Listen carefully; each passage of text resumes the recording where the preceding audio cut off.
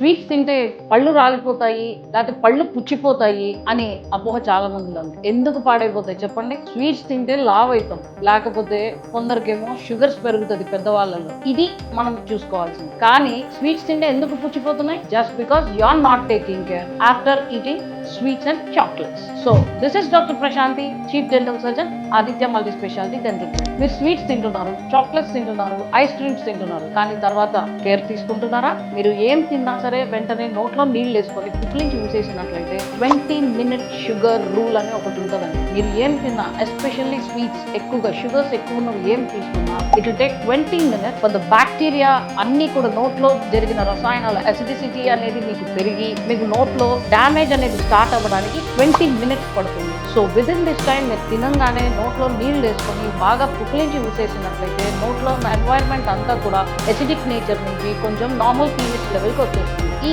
చిన్న చిట్కాని కనుక మీరు పాటించినట్లయితే మీరు ఎన్ని స్వీట్స్ తిన్నా కూడా మీ పళ్ళు పాడవు.